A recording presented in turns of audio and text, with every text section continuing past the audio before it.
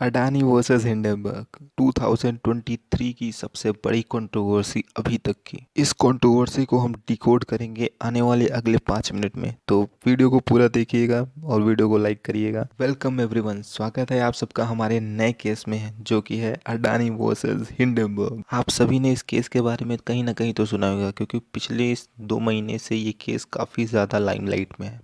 इस वीडियो को हम स्टार्ट करते हैं with an introduction of Hindenburg research agency की, जो कि 2017 में फॉर्म्ड हुई थी और ये एक USA based short selling company है। और हिंडनबर्ग के जो फाउंडर है उनका नाम है नेथन एंडरसन, जो कि एक फाइनेंशियल एनालिस्ट भी हैं। नेथन ने इस कंपनी की शुरुआत एक हिंडनबर्ग नाम की एक प्लेन एक्सीडेंट से इंस्पायर्ड होकर की थी, और इसीलिए उसने इस एजेंसी का नाम हिंडनबर्ग रखा। इस कंपनी में 5 एम्प्लॉय हैं और इसका कोई भी एड्रेस नहीं मिल पाया है हमें, क्योंकि इसका कोई भी एड्रेस विकिपीडिया पे अवेलेबल ही नहीं है। जैसे कि हिंडनबर्ग एक शॉर्ट सेलिंग कंपनी है, तो वो जिस कंपनी पे उसको डाउट होता है वो उसके बारे में फुल रिसर्च करते हैं और उसके बाद उस रिसर्च की रिपोर्ट को वो सोशल मीडिया पे पब्लिक कर देते हैं। पब्लिक करने से पहले वो उस रिपोर्ट को अपने इन्वेस्टर्स को देते हैं, जिसकी मदद से वो इन्वेस्टर्स उस कंपनी में पैसे लगाते हैं। और जब इस रिपोर्ट के पब्लिक होने के बाद जब उस कंपनी के स्टॉक प्राइस नीचे आ जाते हैं, देन वो इन्वेस्टर्स अच्छा पैसा बनाकर वहां से निकल जाते हैं और हिंडनबर्ग उससे अपना कट लेकर किनारे हो जाता है।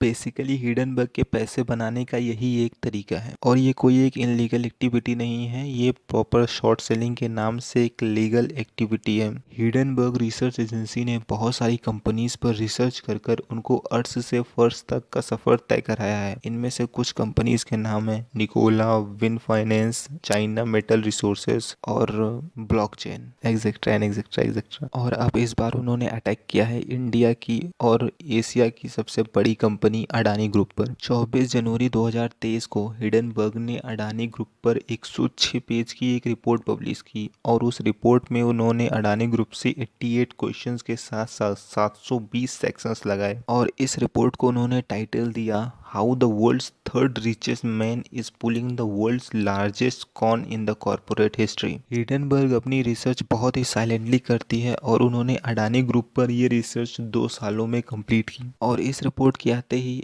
अडानी ग्रुप को भारी नुकसान का सामना करना पड़ा। और अडानी ग्रुप के साथ साथ एलआईसी ने भी 18,000 करोड़ का लॉस दर्ज किया। अडानी जी इसके साथ पहले वर्ल्ड के थर्ड रिचेस्ट पर्सन थे, उसके बाद वो 8th, फिर 11th, फिर वो टॉप 20 से भी बाहर हो गए। अडानी ग्रुप की कंपनीज की शेयर प्राइसेस मार्केट में बुरी तरीके से गिरने लगी। Adani renewable, Adani green, Adani power, Adani port, Adani group की इन कंपनियों ने लॉस रिकॉर्ड किए, और एक हफ्ते के अंदर ही अंदर 4 लाख करोड़ का नुकसान अडानी ग्रुप ने स्टॉक मार्केट पर रिकॉर्ड किया। हालत इतनी बुरी हो चुकी थी कि अडानी ग्रुप को अपने शेयर पर लोअर सर्किट लगानी पड़ी। हिंडनबर्ग ने अडानी ग्रुप पर बहुत से सीरियस एलिगेशंस लगाए, जिनमें से कुछ थे जैसे कि एलिगेशन नंबर 1, स्टॉक मैनिपुलेशन का। हिंडनबर्ग के हिसाब से अडानी ग्रुप ने अपने स्टॉक प्राइसेस को मैनिपुलेट किए हैं। जैसे एग्जांपल के लिए अडानी ग्रुप की स्टॉक प्राइसेस 2020 में 130 रुपए के अराउंड थे, और वही प्राइस नवंबर 2022 में आते आते 4,019 रुपए की हो गई। और इस बीच अडानी ग्रुप ने कोई बहुत बड़ा प्रॉफिट भी रिकॉर्ड नहीं किया है। Allegation number 2, creating artificial demand. Hindenburg ने ये भी एलिगेशन लगाए कि अडानी अपने शेयर्स की आर्टिफिशियल डिमांड क्रिएट कर रहे हैं। किसी भी लिस्टेड कंपनी के लिए अपना स्टॉक प्राइस मैनिपुलेट करना आसान बात नहीं है। ये तभी मुमकिन है अगर वो कंपनी 90 से 100% शेयर खुद ही कंट्रोल करे, तभी पॉसिबल है। और ऐसा कोई इंसिडेंट ना हो, इसीलिए सेबी ने एक रूल बना रखा है कि कोई भी लिस्टेड कंपनी 75% से ज़्यादा होल्डिंग नहीं कर पाएगी। अगर वो करती है तो वो लॉ के वायलेशन के अंदर आता है। हिंडनबर्ग की रिपोर्ट के हिसाब से अडानी ग्रुप अपने 70 से 75% शेयर खुद होल्ड करती है, और जो बचे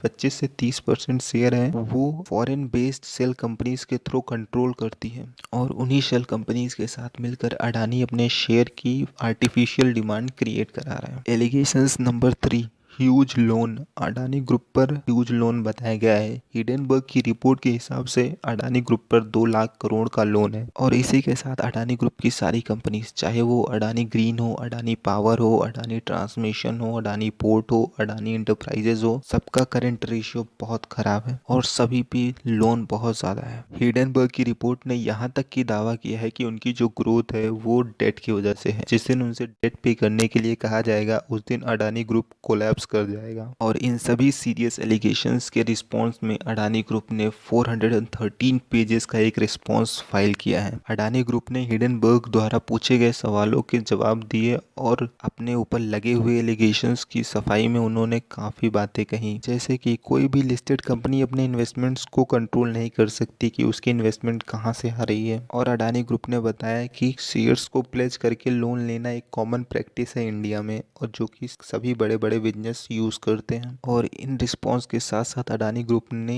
हिडेनबर्ग को कोर्ट में चैलेंज भी किया है कि उन्होंने उनकी रेपुटेशन और गुडविल पर अटैक किया है। अडानी ने इंडिया का सबसे बड़ा एफपीओ 20,000 करोड़ का लॉन्च करने वाला था, और इस रिपोर्ट की वजह से उस एफपीओ में भी काफ़ी फर्क पड़ा। इस रिपोर्ट की वजह से अडानी ग्रुप के एफपीओ पर रिटेल इन्वेस्टर्स ने बिल्कुल भी इंटरेस्ट नहीं दिखाया, और इन्हीं सभी कारण की वजह से अडानी ग्रुप को वो एफपीओ वापस भी लेना पड़ा, जिन्होंने उन्होंने बताया कि मार्केट में वोलेटिलिटी को देखते हुए उन्होंने इस एफपीओ को पुल बैक किया है। लेकिन हिडेनबर्ग की इस रिपोर्ट के टाइमिंग को लेकर सवाल तो उठते हैं, क्योंकि कोई भी कंपनी अपने देश का सबसे बड़ा एफपीओ लाने वाली हो और उसके ठीक 48 घंटे पहले किसी कंपनी की ऐसी रिपोर्ट आ जाना, ये सिर्फ एक कोइंसिडेंट है या फिर प्रॉपर प्लानिंग के साथ इसको रिलीज किया गया है। कि कोई कंपनी आउटसाइड इंडिया इतनी तेजी से ग्रो कर रही हो, वो नए नए प्रोजेक्ट ला रही हो, और उस पर अचानक ऐसी रिपोर्ट आना अपने आप में ही कई सारे सवालों को खड़ा करता है। क्योंकि अडानी ने इजराइल में भी एक पोर्ट एक्वायर किया, उसने बांग्लादेश और श्रीलंका के साथ एक पोर्ट डील क्लोज की, और अडानी ग्रुप अब बांग्लादेश में भी इलेक्ट्रिसिटी सप्लाई करने जा रहा है। तो फिर क्या ये अटैक जो सिर्फ अडानी ग्रुप पे था या फिर पूरे इंडियन इकोनॉमी पे, इस बारे में सोचना तो बनता है। और इस बारे में आपका व्यू भी मैटर करता है, तो आपका जो भी पॉइंट है वो आप कमेंट सेक्शन में लिखिए, और वीडियो को लाइक करिएगा। अगर आपको वीडियो अच्छी लगी, चैनल को भी सब्सक्राइब करिएगा। मिलते हैं नेक्स्ट वीडियो में, तब तक के लिए बाय बाय।